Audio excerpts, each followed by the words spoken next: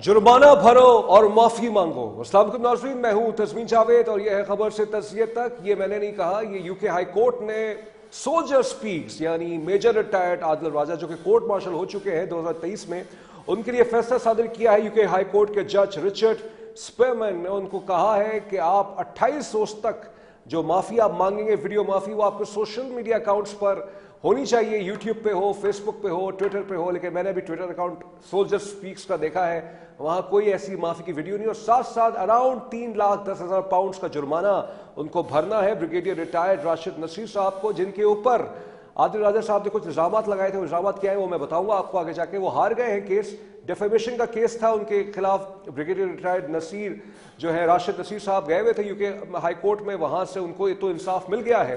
लेकिन ये खबर क्यों इतनी बड़ी है? इसलिए बड़ी है ये खबर कि इस वक्त, बल्कि एक हफ्ते पहले ये खबरें आई कि इंटीरियर मिनिस्टर मोहसिन नकवी साहब की मुलाकात हुई ब्रिटिश हाई कमिश्नर जेन मैरियट से इस्लामाबाद में, और उनसे इत्तला के मुताबिक आदिल राजा के हवाले से और शहजाद अकबर के हवाले से कहा गया कि उनको एक्स्ट्राडाइट किया जाए। मैंने थोड़ा बहुत पढ़ने की कोशिश की है। अभी तक पाकिस्तान का यूके से, हो सकता है ये मेरी असम्पशन हो, जितनी मैंने अभी रिसर्च की है, कोई ऐसा बायलैटरल एग्रीमेंट नहीं है एक्स्ट्राडिशन का।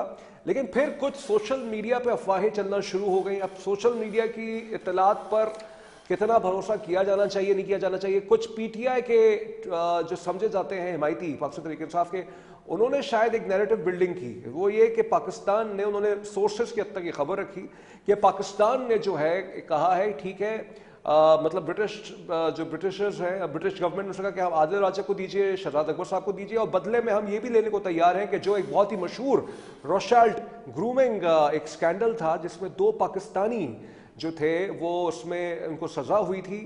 मैंने समझा ये एक सोशल मीडिया की अफवाह होगी, लेकिन फिर मैंने मिडिल ईस्ट आए, बहुत ही मशहूर यूके का एक न्यूज़ आउटलेट है, वहाँ ये खबर तो है कि उसमें ये बात की गई है, लेकिन गवर्नमेंट ऑफ पाकिस्तान की तरफ से इस पर कोई लबकुशाई नहीं है हुई है। और बताता चलूँ कि बहुत ही मशहूर ग्रूमिंग स्कैंडल था यूके का, और वो जो 2 सज़ा जब उनको हुई थी तो उन्होंने अपनी पाकिस्तान की सिटीजनशिप रिनाउंस कर दी थी, यानी इसका तर्क कर दिया था, अबैंडन कर दिया था, जिसकी वजह से पाकिस्तान ने उनको लेने से मना कर दिया था। हो सकता है ये स्पेकुलेशन हो, लेकिन अभी तक इस पर कोई ऑफिशियल कंफर्मेशन नहीं आई, जिसमें पाकिस्तान तरीके इंसाफ के लोगों ने ये इसको पोर्ट्रे करने की कोशिश की। देखिए कि एक तरह से पाकिस्तान ये मान रहा है कि ग्रूमिंग गैंग का ताल्लुक पाकिस्तान से, ये उनका कहना है। लेकिन अलबत्ता जैसे मैं कह रहा हूं कि अभी तक वेरीफाई नहीं हुआ, लेकिन मिडिल ईस्ट जो वेबसाइट है वहां पर यह खबर मौजूद है। लेकिन आदिल राजा के हवाले से यह है कि उन्होंने भी अभी तक माफी नहीं मांगी है, जुर्माना नहीं भरा है। इनफैक्ट इस केस के अंदर जो अक्टूबर में फैसला हो गया था, अभी जाके इसकी डिटेल जजमेंट आई है। जितने विटनेसेस थे, जिसमें प्रोमिनेंट शाहीन सबाई साहब एक जर्नलिस्ट थे जिनको आदिल राजा साहब ने एज अ विटनेस के तौर पे पेश करना था, वो भी नहीं आए। उन्होंने भी सब्सटैंशिएट कोरोबरेट नहीं किया उनके इल्जामात पर जो उन्होंने रिटायर्ड फौजी अफसर पे लगाए थे, जिसमें एक बुनियादी इल्जाम ये था कि 2022 के जो बाई इलेक्शन हुए थे लाहौर में, उसमें कहा यह गया था कि ये जो रिटायर्ड साहब हैं, इन्होंने कोशिश की है लाहौर हाई कोर्ट को खरीदने की, जो कि ब्रिटिश कोर्ट्स में गलत साबित हो गया। साथ साथ शहजाद अकबर पे भी केसेस है पाकिस्तान के अंदर, और उसमें उनके हवाले से एक फेक न्यूज़ के हवाले से केस है, और अलकादिर ट्रस्ट केस के हवाले से भी उन पर एक केस मौजूद है इस वक्त पाकिस्तान में, और उसमें भी गवर्नमेंट चाहती है कि उनको भेजा जाए। लेकिन प्राइमरीली गवर्नमेंट ये कह रही है कि फेक न्यूज़ फैलाने के लिए पाकिस्तान के अंदर इदारों के माबैन और पाकिस्तानी अवाम के माबैन जो बेचैनी इन दोनों की ट्वीट से होती हैं, इससे पाकिस्तान को बहुत मसला है। अच्छा, इसका एक लिंक और भी बनता है। अभी आपने देखा कि जो ये यूट्यूबर है रजब भट्ट साहब, इनका कोई लिंक तो इस केस से नहीं बनता है, लेकिन कहने का मतलब ये है कि यूनाइटेड किंगडम ने उनको कुछ टाइम दे दिया था कि आप वापस चले जाइए, क्योंकि आपने उनका वीजा भी रिवोक कर दिया गया था, क्योंकि उन्होंने पूरी अपनी डिटेल्स नहीं बताई थी कि उन पर कौन कौन से मुकदमात पाकिस्तान में है। तो इससे एक नैरेटिव बिल्डिंग ये की जा रही है कि यूके गवर्नमेंट बहुत सीरियसली पाकिस्तान के अंदर के जो केसेस हैं, क्रिमिनल केसेस, उसको बहुत सीरियसली ले रही है। और अगर ये साबित हो जाता है, ये जो जुर्म, जो कि बाय द वे आदिल राजा पे तो साबित हो गया है कि ये जुर्म उनसे सरजद हुआ है, इसकी सजा भी उनको हुई है, लेकिन अब सवाल ये देखना पड़ेगा कि एक्स्ट्राडिशन के अंदर एक क्लॉज ये होती है कि दोनों जो जुर्म जो हुआ है वो दोनों मुल्कों में जुर्म कंसिडर किया जाए। अब ये देखना पड़ेगा वो जो सजा दी गई है पाकिस्तान के कानून के हिसाब से दी गई है या यूके के हवाले से दी गई है। अब ये एक कंफ्यूजिंग मैटर है। इस बहुत ही टेक्निकल मामले पे मैंने दावत दी है। जुनेद रजा साहब सीनियर तज्जियाकार हैं और डिजिटल मीडिया को, इसकी बारीक बीनियों को बहुत समझते हैं। उनके साथ मौजूद हैं, कनाडा से मौजूद है शाजिया मलिक साहबा, ये भी सीनियर तज्जियाकार हैं, और यूनाइटेड किंगडम से हमारे साथ सहाफ़ी मौजूद है मामून अलवी साहब। आप तीनों मौजूद मेहमानों का बहुत बहुत शुक्रिया। जुनेद साहब, आदिल राजा साहब को सजा दे दी गई, कहा 28 रोज के लिए माफी आपके सोशल मीडिया प्लेटफॉर्म पे होनी चाहिए, साथ साथ उनसे यह भी कहा गया कि भरपाई कीजिए जुर्माने की मद में। लेकिन आदिल राजा ने अभी तक अपनी कोई माफी की वीडियो अपलोड नहीं की है, क्यों? सबसे पहले तो आपको और शो में मौजूद तमाम मेहमानान गिरामी को अस्सलाम वालेकुम। देखें जी, ये वीडियो अपलोड हुई या नहीं हुई, और नहीं हुई तो उसके अंदर क्या टेक्निकलिटीज हैं कि वो अभी तक क्यों नहीं हुई और वो कब अपलोड होगी, ये तो आपके पास एक इस वक्त भी माहिर कानून मौजूद हैं, वो आपको ज्यादा बेहतर बताएंगे। लेकिन मैं तो ये कहता हूं कि शहबाज गिल और शहजाद अकबर जैसों की डॉलर खोरी का वक्त खत्म और आलू पालक खाने का टाइम शुरू हो चुका है। ये हुकूमत पाकिस्तान ही का मैटर नहीं है। इस वक्त जो फेक न्यूज और फेक प्रोपेगेंडा है, ये दुनिया भर का मसला है। वहां बैठकर फेक न्यूज फैलाना और उस रीजन में फैलाना जहां के आप चाहते हो कि आप वहां पे इससे पहले कुछ अच्छी पोजीशन पे रहे हो, आपका अच्छा हल्का हो, आप वहां पे कोई भी फेक न्यूज फैला के कोई भी फसाद बर्पा कर सकते हैं। आपको पता है, इनकलाब के नाम पे जो मिस्र में फसाद हुआ था, आज तक उन 7 फेसबुक अकाउंट्स को ढूंढा जा रहा है जिसकी वजह से वो सारा फसाद हुआ था। आज तक वो 7 फेसबुक अकाउंट्स नहीं मिल सके। बात सिर्फ इतनी है कि बहुत आसान होता है ये कहना कि भाई हम बाहर बैठे हुए हैं तो हम कुछ भी फसाद बर्पा कर दें, और मैं तो कहता हूं कि इनको गुत्ती से पकड़ के लाना चाहिए। इसका सबसे बड़ा फायदा इमरान खान साहब को और पाकिस्तान तहरीक इंसाफ को होगा। अच्छा, अब आपका उसी तौर पे सवाल ये बनता है कि शहबाज गिल और शहजाद अकबर जैसों को पकड़ने से इमरान खान का क्या फायदा होगा? तो भाई, ये लोग तो चाहते ही नहीं कि खान बाहर आए, इमरान खान बाहर आए, वो प्रैक्टिकल पॉलिटिक्स करे। ये हर कुछ दिन के बाद नई डेट देते हैं और उस नई डेट से पहले एक ऐसा फसाद बर्पा करते हैं जिसके बाद इमरान खान के लिए बाहर आना भी मुश्किल हो जाता है।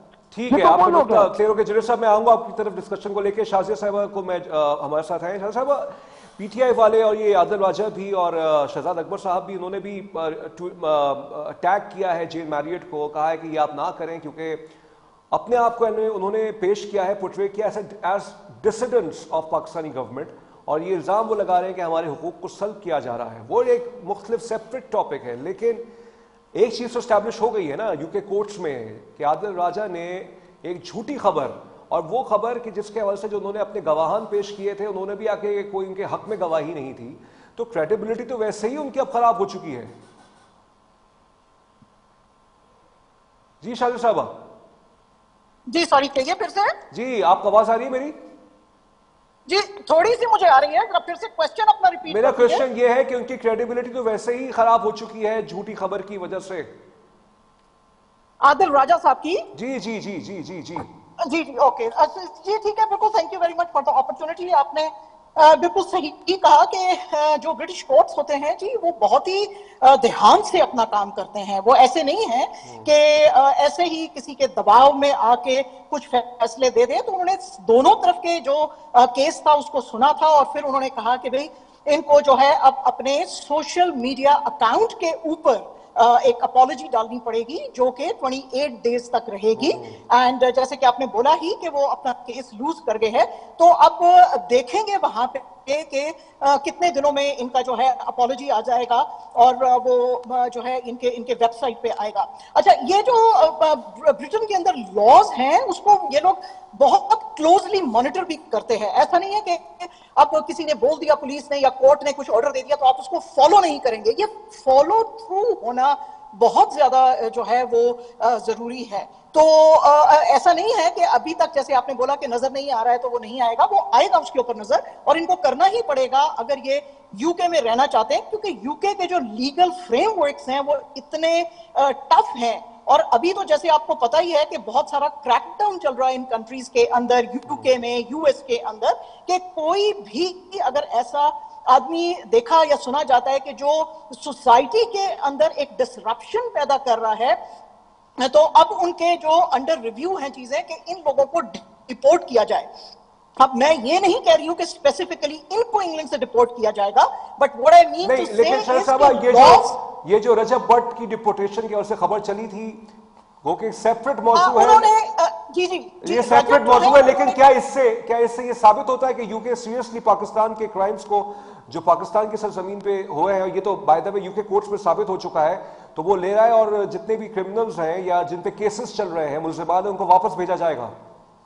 नहीं, रजब भट्ट के केस में थोड़ा सा मैं क्लैरिफिकेशन दे दूं कि उनको बैन नहीं किया गया है वहां से, उन्होंने खुद से आके जैसे ऐसे अपना सरेंडर किया है, और उनको और वैसे भी आप ऐसे किसी को बोल के कि जी हमको आप डिपोर्ट कर दे इस आदमी को, या कि क्योंकि आपको पता ही है कि यूके और पाकिस्तान के बीच में एक्स्ट्राडिशन ट्रीटी नहीं है, तो ये जो इसलिए इस एक्स्ट्राडिशन ट्रीटी के ना होने में ये जो प्रोविजंस इनके होते हैं extradition act 2003 part 1 and part 2 ऐसे मामलों में अप्लाई नहीं होते हैं।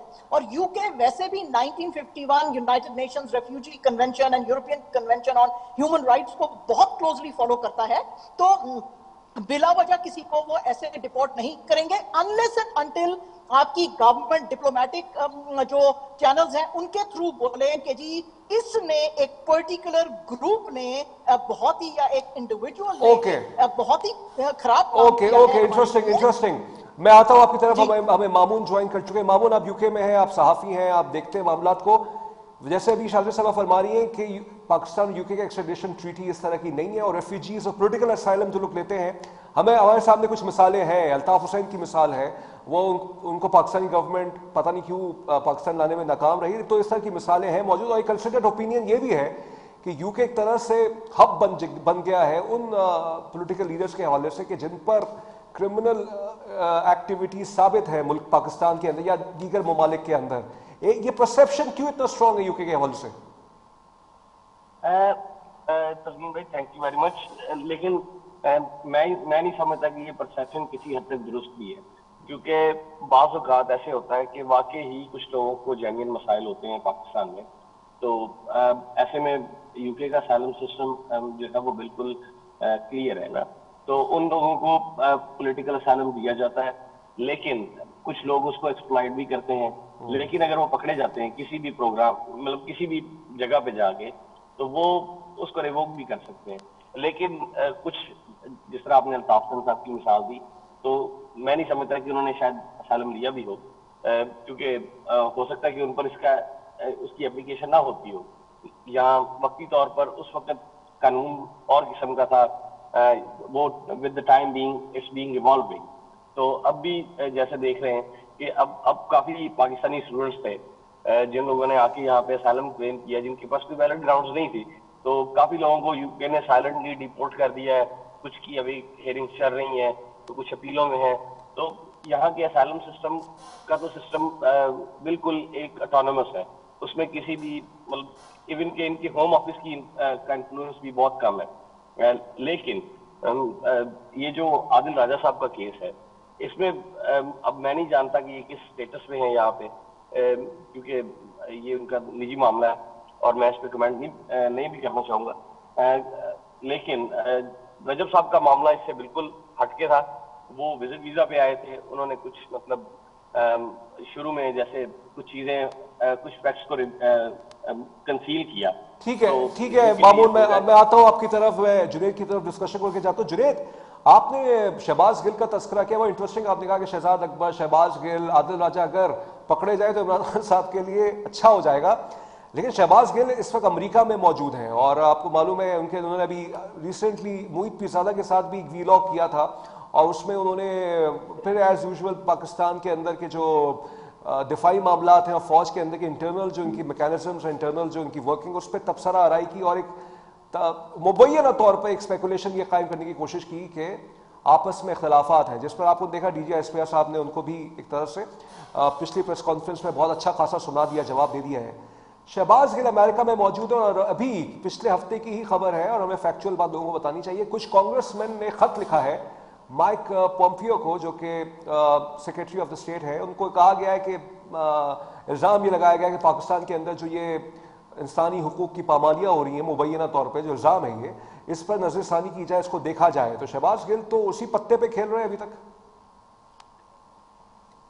देखें तज़मीन भाई, पहले तो मैं आपकी एक बात की तस्दीक कर दूं। इस बात पे आने से पहले आपने कहा कि अल्ताफ हुसैन की वो हवालगी नहीं हुई और क्यों ऐसा हुआ, और सही है, उसमें कानून की जरूर होती है, लेकिन आपने उससे पहले कहा था कि जब कोई किसी के ऊपर जुर्म साबित हो, तो शहजाद अकबर के ऊपर तो यहाँ जुर्म साबित हुआ है, शहबाज गिल पे भी यहाँ जुर्म साबित हुआ है।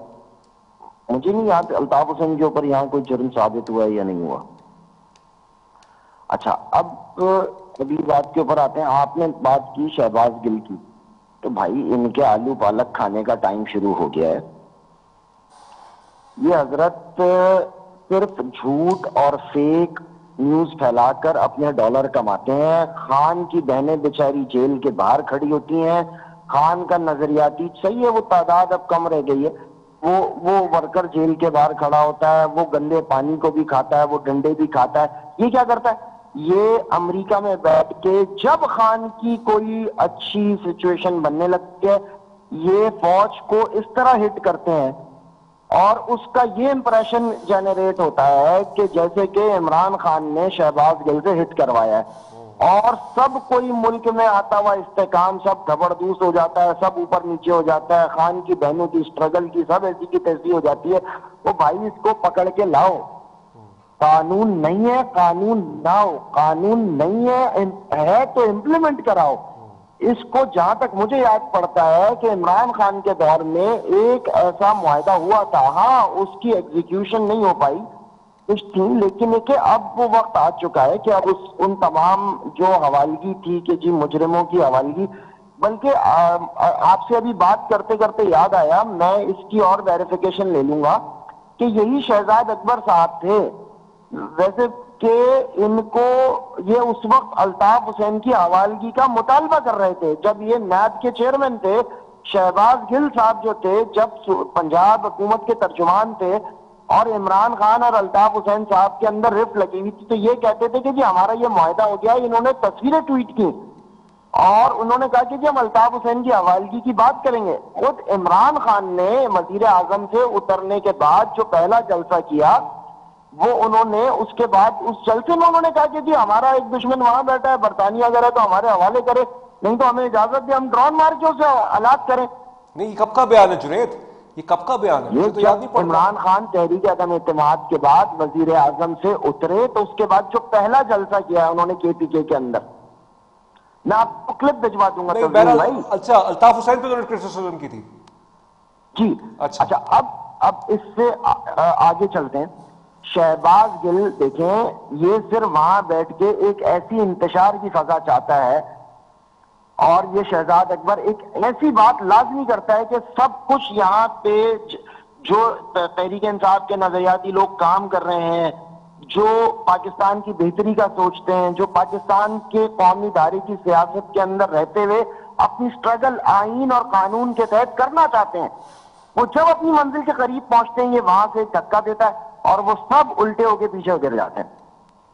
शहजाद अकबर का यही काम है, शहबाज गिल का यही काम है कि भाई, और इस वक्त हुकूमत वक्त को चाहिए कि एक दफा अगर एक्शन लेने पे आए तो सख्त हो और इनके गले में पट्टा डाल के लेकर आए। अच्छा, वैसे शहजाद अकबर को आप देखें तो लगता है पट्टा बना ही इसके लिए। बहरहाल ये आपने बिलो द बेल्ट कमेंट किया है, लेकिन मैं इस पे ये कहना चाहूंगा कि शहजाद जी, ये बिलो दी बेल्ट मेरे रियासत के, ये मेरी फौज के, ये मेरी हुकूमत के, ये मेरे मुल्क के, ये मेरे जोग्राफिये के खिलाफ जाते हैं। शेख मुजीबुर रहमान को हीरो कह के आप कहते हैं मैं इनके लिए बिलो दी बेल्ट कमेंट ना करूं? दिल तो चाहता है कि इतना बिलो दी बेल्ट करूं कि आपको अपने शो के अंदर 100 दफा बीप लगानी पड़े। चले जुनैद साहब, आई रिस्पेक्ट योर इमोशंस, लेकिन सही बात है we have to maintain the decorum of a show.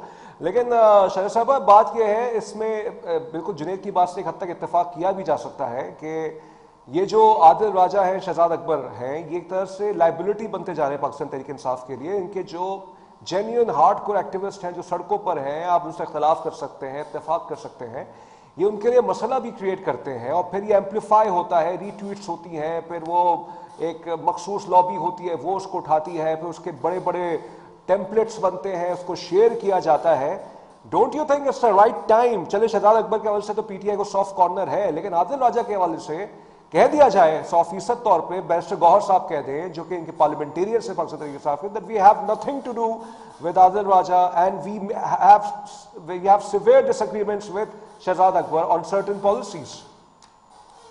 Okay, and now there are 2 parts of your question और मैं उसी में जवाब दूंगी. एक तो number 1, absolutely, because Imran Khan का जो पॉपुलैरिटी है वही वैसे उसके लिए नुकसान बनता जा रहा है, और अगर आप किसी रैपर के ऊपर भी या च्युइंगम के ऊपर भी इमरान खान का पिक्चर डाल देंगे ना तो वो बिकेगा. तो ये सब लोग अपनी दुकानें लगा के बैठे हुए हैं और उसके नाम के ऊपर जो है पैसा कमा रहे हैं. This is part 1.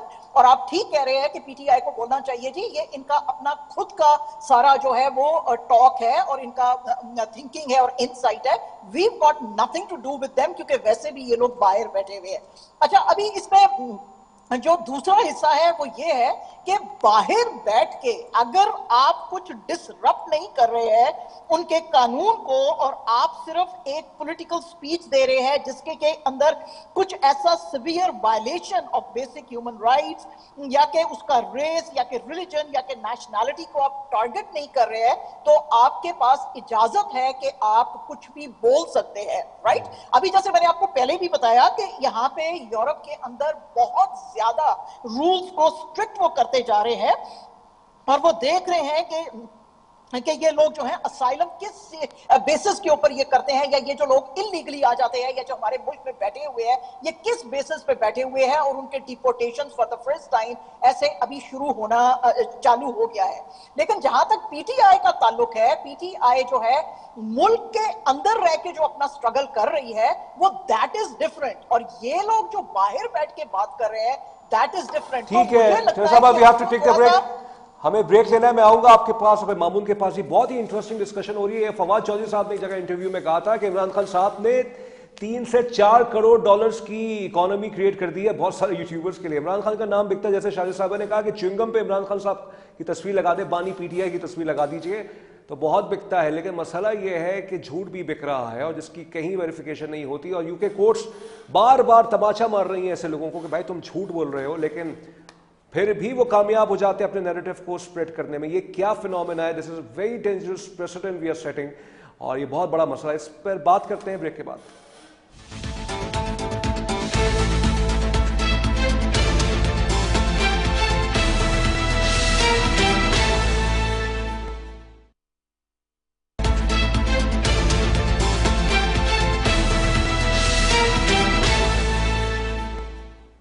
ब्रेक के बाद खुशामदीद. हमारे गेस्ट ने हमसे कहा था, जुनेद रजा साहब ने, कि शहजाद अकबर और ये जो है मतलब शहबाज गिल, इन पे कन्विक्शन पाकिस्तान में हो चुकी है. मैंने अभी चेक किया, ऑब्वियसली एक ऐसा साहब के हमारे पास इतनी इन्फॉर्मेशन होती है हम रिकॉल नहीं कर पाते.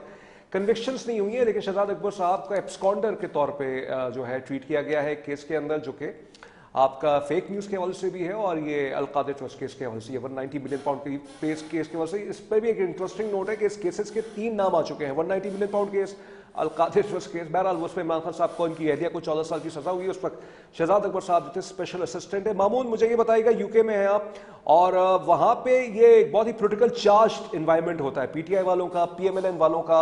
आप तो एंजॉय करते होंगे वहाँ पे बहुत कुछ, लेकिन इस फेक न्यूज़ के बारे में जैसे कहा जाता है, इसमें सारा जो किरदार अदा किया जा रहा है वो ओवरसीज पाकिस्तानीज की तरफ से किया जाता है. इल्ज़ाम है, ये सही भी हो सकता है, गलत भी हो सकता है, हमें नहीं मालूम. अगर ऐसा है तो ओवरसीज पाकिस्तानीज को इतना इमरान खान से इतना रोमांस किस वजह से है? ये तो आपकी बात ठीक है कि ओवरसीज पाकिस्तानीज को एक रोमांस है इमरान खान की पर्सनैलिटी से. वो उनकी सर्विस टू द क्रिकेट और उनकी मतलब एक ऑरा ऐसा है इमरान खान का कि ओवरसीज पाकिस्तानीज उनकी तरफ अट्रैक्ट होते हैं, और वो बनिस्बतन दूसरे लोगों के उनको एक क्लीन मैन समझते हैं. वो अपनी जात की हद तक हो भी सकते हैं. मैं नहीं समझता कि मैं कोई इधर किसी की पर्सनैलिटी को जज करने के लिए बैठा हुआ हूँ. तो मतलब इस हद तक वो लोग ये समझते हैं कि भाई ही is the saviour for Pakistan, other than if we compare other people, he is a far better option. So इसलिए लोग ये समझते हैं कि इमरान खान एक अल्टरनेटिव है कौम के लिए जो मुल्क को बेहतरी की राह पे लेके जा सकता है, दिस एंड दैट। तो इस वजह से लोगों के अंदर एक यहाँ पर एक कम्युनिटी बड़ी है जो पीटीआई को सपोर्ट करती है। हमारे अपने दोस्त भी हैं, हमारे अपने अजीज भी हैं जो उनको सपोर्ट करते हैं, लेकिन टू सम एक्सटेंट कुछ हद तक उस इमेज को डैमेज भी पहुंचा है। जब से ये आदिल राजा जैसे लोग और शहबाज गिल जैसे लोग बाहर आके बैठे हैं, उन्होंने इमरान खान की इमेज को डैमेज भी किया है। तो मतलब ये तो बात ठीक है मामून, आपका पॉइंट आ गया है, मैं आता हूं आपकी तरफ। आपसे सवाल है जुनैद, सलमान अकरम राजा साहब का कल कहीं उन्होंने इंटरव्यू में देख रहा था, उन्होंने एक बात कही और मुझे बहुत हैरानकुन बात हुई। उन्होंने कहा है कि मुबैना तौर पे वो पीटीआई के ट्रोल्स जो कि इमरान खान साहब के हक में बात करते हैं, उनकी तरफ से हमें भी क्रिटिसिज्म आती है। That is giving me a perception कि बहुत से पाकिस्तान तहरीक इंसाफ के, आप समझिए जो सीजन पॉलिटिशियंस हैं जिनका एज ब्रैकेट 50 से 60 बरस के दरमियान का है, वो ये समझते हैं कि पाकिस्तान तहरीक इंसाफ के जो यंगस्टर्स के हाथों में जो सोशल मीडिया है वो उनकी पॉलिटिकल स्ट्रगल को डेंट पहुंचा रहा है। अब प्रॉब्लम यह है कि कहीं ना कहीं इमरान खान साहब के बारे में बानी तहरीक इंसाफ के हाल से तासुर है कि वो सोशल मीडिया अकाउंट्स को पसंद भी फरमाते हैं और कहते हैं कि इन अकाउंट्स को चलना चाहिए। इस मसले को फिर कैसे हल किया जाए? बात यह है कि खान साहब के गले यही तो चर्ब जुबान यूट्यूबर्स पड़े हैं। अगर खान साहब इनको छोड़ते हैं तो ये खान साहब के भी खिलाफ हो जाएंगे, ये खान साहब को भी गाली देंगे। तो खान साहब इनको चाहते बातें नहीं है, वो फिलहाल बस इनसे थोड़ा सा मसलियत की वजह से खामोश है, जहां तक मैं समझता हूं। अच्छा, अब दूसरा सवाल आपका ये था कि इनके साथ, दूसरा सवाल क्या था आपका तज़मीन भाई? सवाल यही था कि इनके खिलाफ वो जो सलमान अकरम राजा है वो कहते हैं कि हमारे खिलाफ भी ये लग जाते हैं। ये जो ये सलमान अकरम राजा को जब गालियां पड़ती हैं तो वो पड़ती हैं इन लोगों से, क्या हो गया? ये तो गले पड़ गए ना भाई। ये पहले सलमान अकरम राजा दूसरों को गालियां पड़वाते थे, अब इनसे खुद भी खाते हैं कभी कभार, कभी नाश्ते में पड़ जाती हैं, कभी दोपहर के खाने में पड़ जाती हैं। तो ये तो माशरा इन्होंने खुद बनाया है, अपने सियासी कारकुन की ये तरबियत इन्होंने खुद की है। तो ये तो होगा, ये तो होगा। तो कल ये खान की बहनों के भी गले पड़ेंगे, ये बैरिस्टर गौहर के गले पड़े हैं। मेरा ख्याल से पूरी तहरीक इंसाफ में सबसे सोफिस्टिकेटेड आदमी है बैरिस्टर गौहर साहब। उनको इस डिजिटल मीडिया की वजह से बैक वेंचर बनाया गया। आप ये देखें कि वो पहली दफा वो शख्स पार्लियामेंट के अंदर आए हैं और उनकी पार्लियामानी गुफ्तगू सुने, कहीं पे आपको बिलो दी बेल्ट बात नहीं मिलती, पार्लियामानी जुबान इस्तेमाल करते हैं, सियासत के अंदर मैच्योरिटी दिखाते हैं। हालांकि उनका कोई इतना बड़ा, जब तक वो चेयरमैन नहीं हुए थे, इतना बड़ा कद नहीं था, लेकिन ही learned a lot.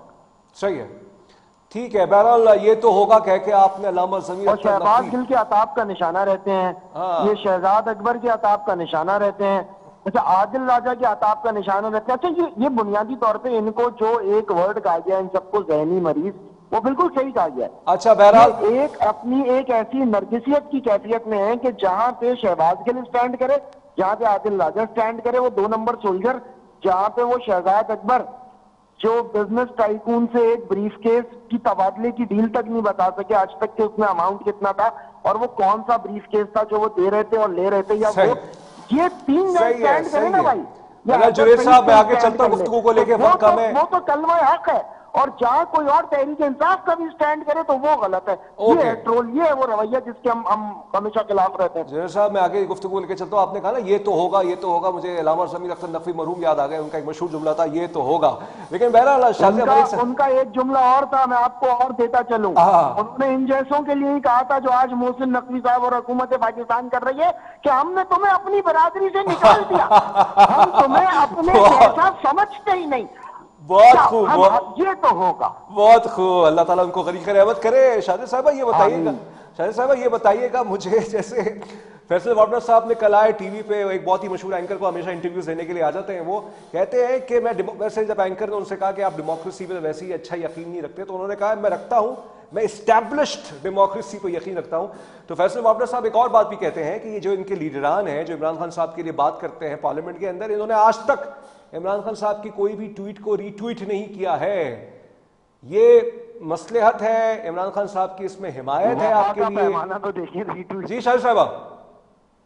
Ji thank you very much. एक तो बहुत आपका इंटरेस्टिंग डिस्कशन चल रहा था जो कि जो आपके जो गेस्ट है एस्टीम्ड उन्होंने भी कहा, जैसे उसके ऊपर मैं जरूर कमेंट करना चाहूंगी कि जो है ये पीटीआई के ऑफिशियल्स जब आते हैं, बैरिस्टर गौहर और सलमान अकरम राजा, तो बहुत तमीज से बात करते हैं। हालांकि उनका पॉलिटिक्स में इतना जो है वो एक्सपीरियंस भी नहीं है। हालांकि पीटीआई के बारे में ये बोला जाता है कि इन्होंने मुल्क के अंदर गंदा जबान जो है उसको जो है प्रमोट किया है। और जो आपके बहुत ही सीजन्ड किस्म के जो पॉलिटिशियंस थे, एक कहता था लाहौर की सड़कों पे जरदारी को खींचूंगा, दूसरे कहते थे कराची की सड़कों पे शहबाज शरीफ को खींचूंगा। तो दिस इज वेरी इंटरेस्टिंग। अच्छा ये तो दैट्स बिसाइड्स द पॉइंट। अच्छा आपका क्या क्वेश्चन था? सॉरी फिर से ये सवाल था, फैसल वापडा साहब कहते हैं इनके कोई लीडर। हाँ जी बिल्कुल बिल्कुल। तो फैसल वापडा साहब जो है उनका अपना क्या स्टैंडिंग है? आप खुद सोचिए कि उनकी अपनी कितनी क्रेडिबिलिटी है और लोगों को मालूम नहीं है कि वो किसका लैंग्वेज बोल रहे हैं।